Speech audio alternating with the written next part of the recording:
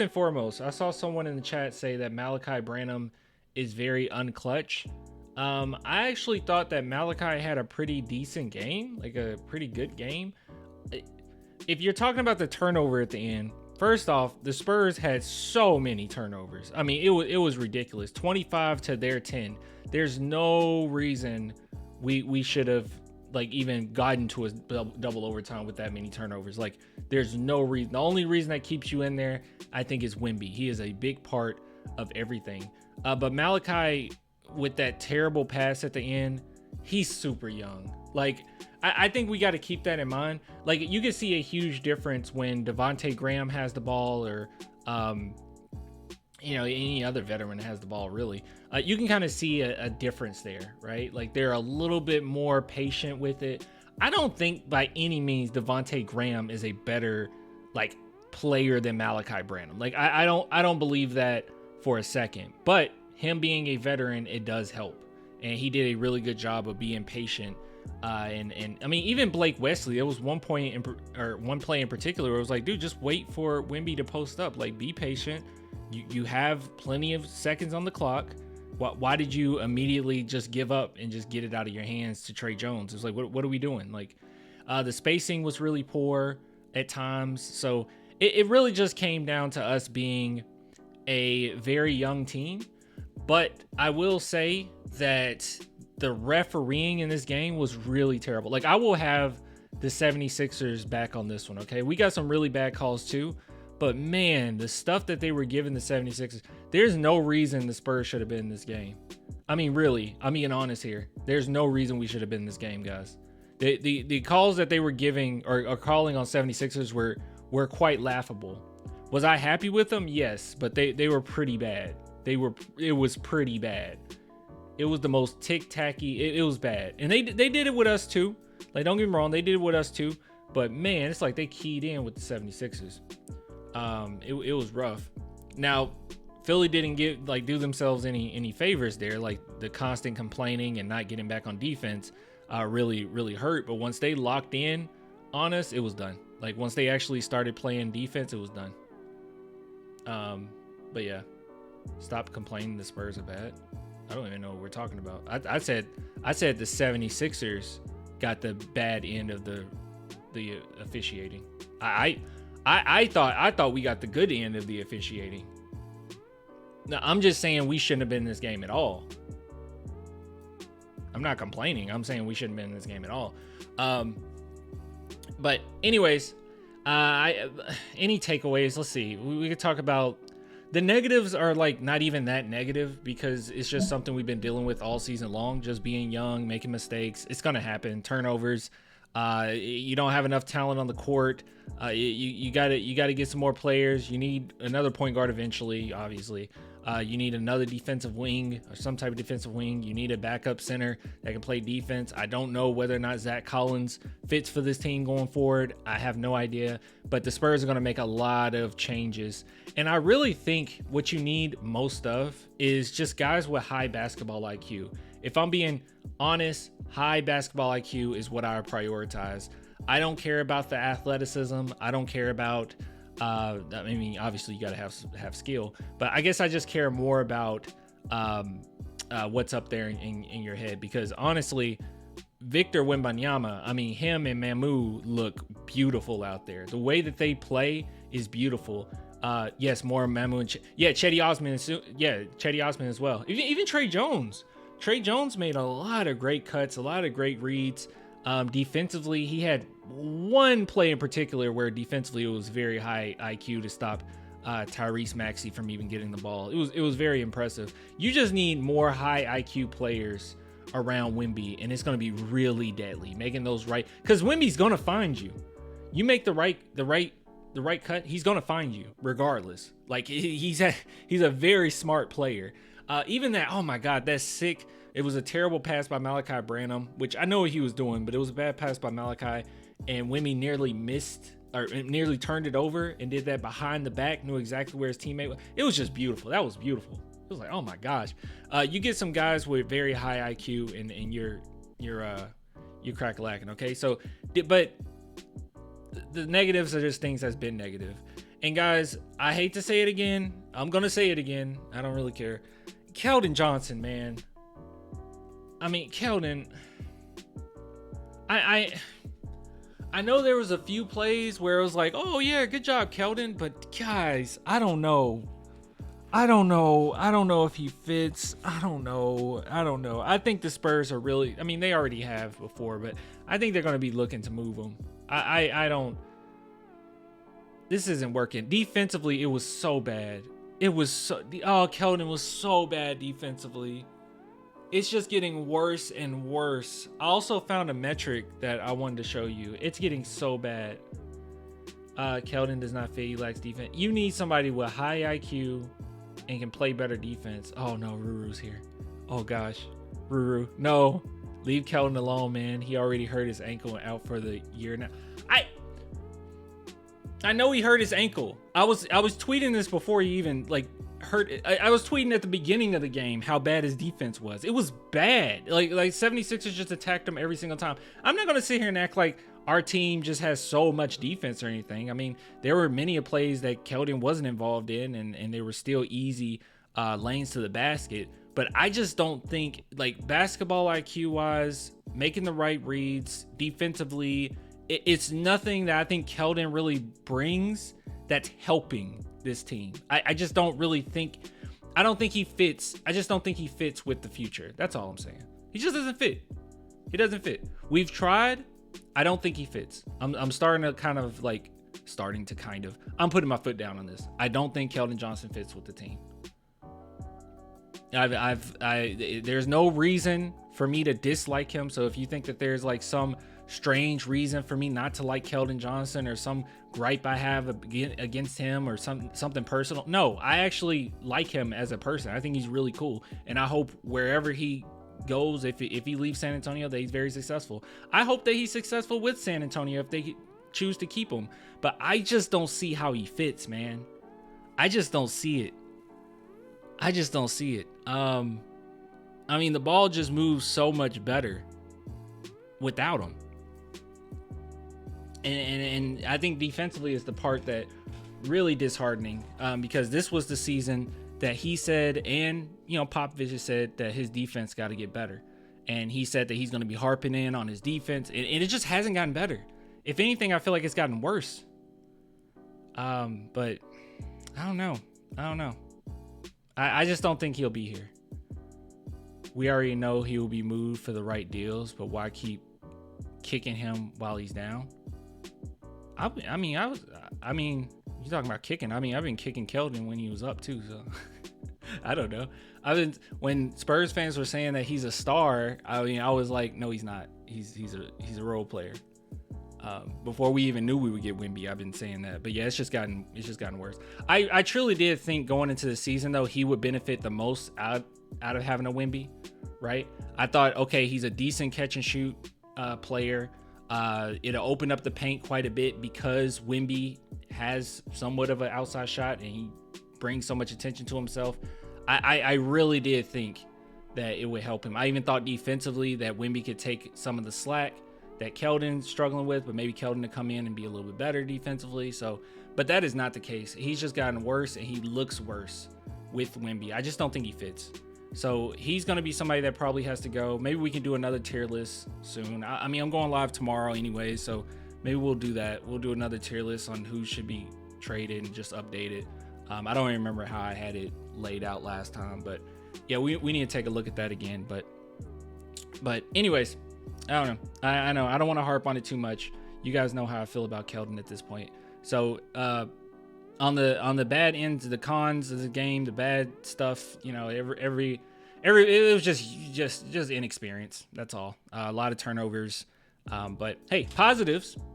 They fought hard. Popovich is a great coach. You can tell that these guys are coached up, and I really like that. Zach is just garbage to begin with. Zach isn't a bad player. It's just that he's being forced to play center. And when he's the only defender you have out there, he's going to look even worse. It's just a bad combination of some things, But that's another thing. Zach Collins doesn't fit with Wemby as much as we thought, right? the whole idea of the beginning of the season was he was supposed to help stretch the floor for Wemby, and he just hasn't. He doesn't fit that well. He's a good passer, but yeah, he doesn't fit. But if he's coming off the bench and maybe he can be power forward and we can get some center out there to run with him, maybe that'll help a little bit more. But I would much rather have Don Barlow getting minutes. Not to say Don Barlow is a much better player than Zach Collins by any means. He still has to grow as a player, but Collins can't be the supplement for Wemby next season. To drop off is too big. Yeah, he can't be like, yeah, exactly. He's just not a center, right? That's the only thing. We're leaning too heavy on him.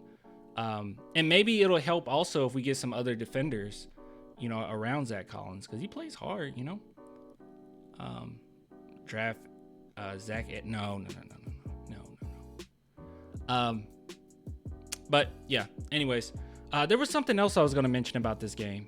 Oh, I know what I was going to mention. I saw somebody show some positives. I saw somebody say, like, get rid of Julian Champagnie. I think I just saw that in the chat. Who said that? Okay. I just want to say this.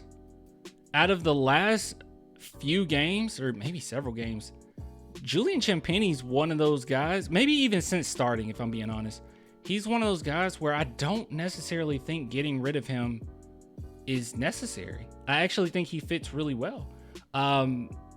Especially with Wemby, when we're talking about the future, who fits with Wemby. I think Julian Champagnie fits with Wemby very well. It seems like they got quite a bit of chemistry.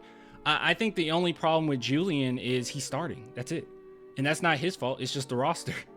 Once we get another wing, I think he's going to be even more impressive than what he is. The fact that he's able to perform the way that he's been performing against starters, at times, not all the time, but at times. But defensively, he's been really, really, really good, I think. Hitting very key shots and timely shots. I think he's going to be much better if he can just run against bench units. He fits in fine. He's like the perfect backup. If we get some type of defensive wing, another defensive wing, he's like a perfect backup to him. Like, seriously. So I don't think Julian Champagnie's like a bad player or anything. I think he's fine. Get rid of Branham. Okay, we're going to do a list, but Malachi is one of those where he's good. He is good. He's resorted to being more of a catch and shoot 3-point shooter. And that's unfortunate because I don't think that he is that. I mean, unfortunately, like, even though he's done it pretty well, and in this game in particular, he did it very well. That's not his game. And his game is more so predicated off of the pick and roll and being the primary ball handler. And with that, because when you got Malachi Branham, you were really in a position where you're trying to get the guys with the most potential on where you were sitting. You didn't know what this team would look like, and you didn't know for a fact you would eventually get Victor Wembanyama, right? You were going to try, but you didn't know if you would get him. And Malachi might just be one of those leftover guys that you can possibly still fit, or, you do have to move him. I don't know, but as it stands, I think that he's been doing a pretty good job, at least the last week or so. He's been okay, but defensively it is dreadful. I mean, we can't lie here. It has been god awful. But hey, if you can have him come off the bench and kind of be more of a spark plug, maybe if you can have him come off the bench and facilitate for the second unit as he gets better, maybe. I don't know. It's not going to be an easy discussion, I think, for the Spurs. He's replaceable. I think there's quite a few guys that are pretty replaceable, if we're being honest. Let's see. Come on, Clan. Champagnie sucks. Matthew said that. I don't think so. I don't think Julian Champagnie sucks. I think that Julian Champagnie is just not a starter. You got to just contextualize these guys, right? Like, you got to put them, compartmentalize, your thoughts on them.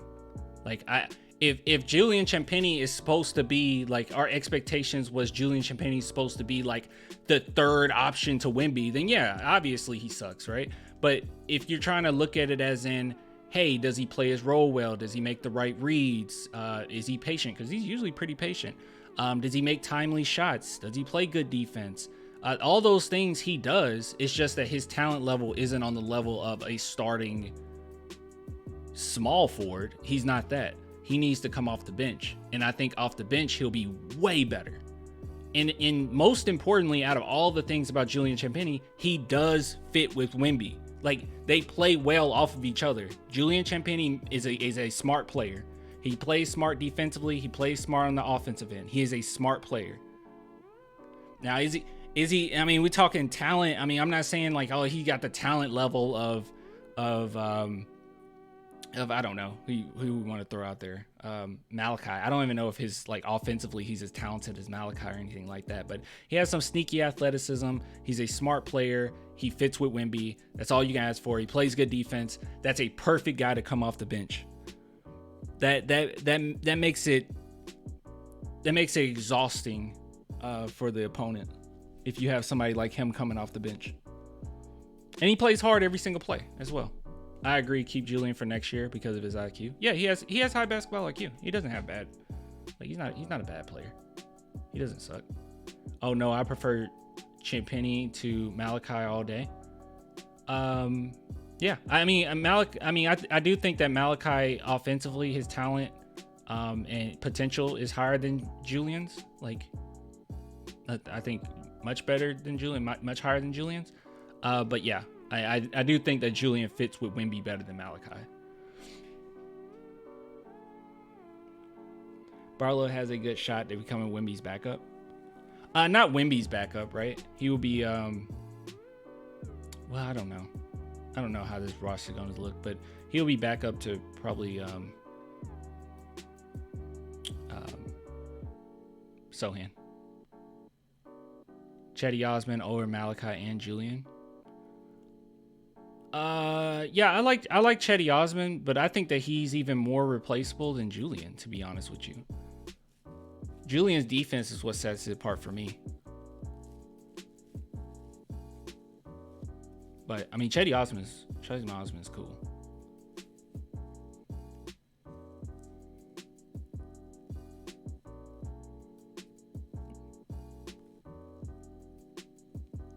Barlow doesn't fit the timeline. By the time Collins' contract is over in 2 years, he's probably not going to be good enough to be backup power forward in the postseason. How does Barlow not fit the... Barlow's young. Barlow's like super young. How old is Barlow? 21? 20? What timeline? Yeah, like... Yeah, Barlow's like really young. He's like 20? Yeah. Well, he fits the timeline of all the rest of the guys. Collins is effing whack. Man, I think it's such a tough thing with Zach Collins because I can't just sit here and just say like with a straight face, oh, he's trash, oh, he's a really bad player. I just think where he fits, man, is bad. Like he's not a backup to Wemby. He's not a backup center at all. He's much better in small doses, you know. If we had enough talent and you know, Zach Collins would have like, he wouldn't stand out as bad. I think that's the big thing. He just stands out as really bad, even though he's playing hard and, you know, he might be making the right reads here and there, but he just stands out.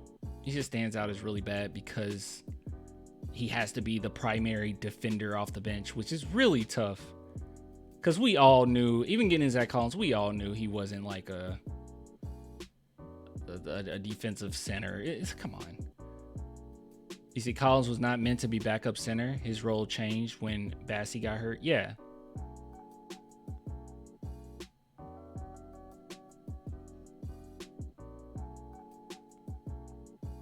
I call up Josh Richardson again in free agency.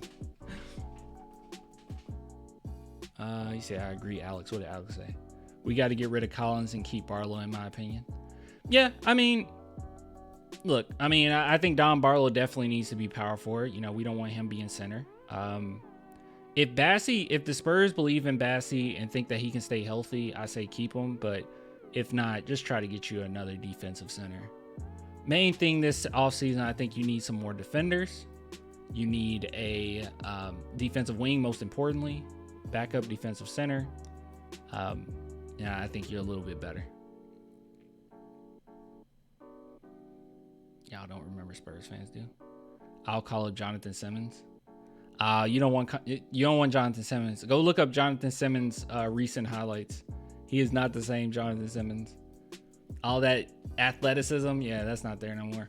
Also, I don't even think he would fit with Wemby. He fit more with Kawhi than he would with Wemby. Get someone to help Wemby. Well, it's coming. Help's coming. But yeah, unfortunate loss, but it is what it is, guys. It is what it is.